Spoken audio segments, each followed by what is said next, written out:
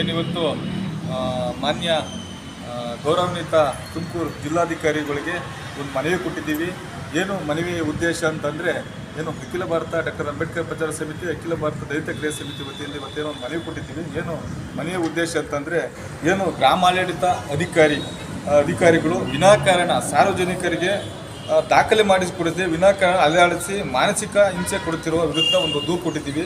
ಏನು ಸಾರ್ವಜನಿಕರಿಗೆ ಸ್ಪಂದಿಸದೆ ಏನು ಗ್ರಾಮಾಡಳಿತ ಅಧಿಕಾರಿಗಳು ಏನು ಈಗ ಒಂದು ವಂಶವೃಕ್ಷ ಇರ್ಬೋದು, ಒಂದು ವಿಧವೆ ವೇತನ ಇರ್ಬೋದು, ಒಂದು ಜಾತಿ ಆದಾಯ ಸರ್ಟಿಫಿಕೇಟ್ ಇರ್ಬೋದು, ಸುಮ್ಮನೆ ಅಲ್ಲಿ ವಿನಾಕಾರಣ ಎಲ್ಲ ದಾಖಲಾತಿಗಳು ಇದ್ದರೂ ಸಹ ವಿನಾಕಾರಣ ಅಲಿಸಿ ಅವರಿಗೆ ದಾಖಲೆ ಮಾಡಿಕೊಡ್ದಲೇ ಇವತ್ತು ಸಾರ್ವಜನಿಕರು ಬಿಸಿಲು ಮಳೆಯನ್ನು ಲೆಕ್ಕಿಸ್ತದೆ ಬಂದು ಅವರು ದಿನನಿತ್ಯ ಕೂಲಿ ಕೆಲಸವನ್ನು ಬಿಟ್ಟು ಇವತ್ತು ಬಂದು ಅಲ್ಲಿ ಗ್ರಾಮಾಡಳಿತ ಅಧಿಕಾರಿಗಳ ಮುಂದೆ ಕೂತ್ಕೊಂಡ್ರು ಸಹ ಇವತ್ತು ಅದನ್ನು ಮಾಡಿಕೊಡ್ದಲೇ ಮೀನಮೇಷ ಎಣಿಸ್ತಾ ಇರೋದ್ರ ವಿರುದ್ಧ ಇವತ್ತು ಮಾನ್ಯ ಜಿಲ್ಲಾಧಿಕಾರಿಗೆ ಮನವಿ ಕೊಟ್ಟಿದ್ದೀವಿ. ಈ ಕೂಡಲೇ ಏನು ಗ್ರಾಮಾಡಳಿತ ಅಧಿಕಾರಿ ದೇವರಾಜು ಅನ್ನೋರು, ಆಮೇಲೆ ಇವರು ದಿವ್ಯಾ ಅನ್ನೋರು, ಇವರಿಬ್ಬರನ್ನ ಸುಮ್ಮನೆ ಸಾರ್ವಜನಿಕವಾಗಿ ಅಲಿಸ್ತಾ ಇದ್ದಾರೆ.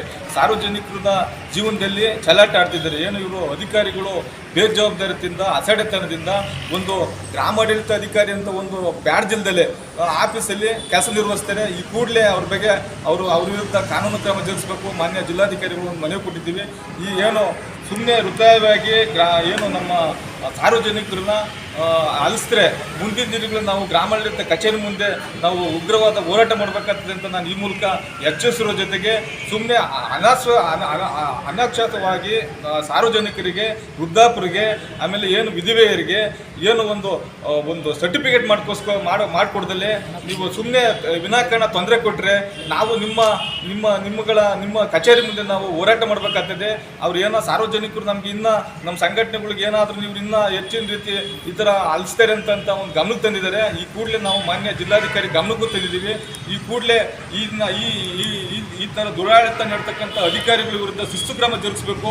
ಏನಾದರೂ ಶಿಸ್ತು ಕ್ರಮ ಜರುಗಿಸಿಲ್ಲ ಅಂತಂದರೆ ಮುಂದಿನ ದಿನಗಳಲ್ಲಿ ನಾವು ಜಿಲ್ಲಾಧಿಕಾರಿ ಮುಂದೆ ಹೋರಾಟ ಮಾಡಬೇಕಾಗುತ್ತೆ ಅಂತ ನಾನು ಈ ಮೂಲಕ ಒತ್ತಾಯಿಸ್ತಾ ಈ ನೊಂದಂಥ ಕುಟುಂಬಗಳಿಗೆ ನ್ಯಾಯ ಸಿಗಬೇಕಂತ ನಾನು ಈ ಮೂಲಕ ಹೋರಾಡ್ತಿದ್ದೀನಿ.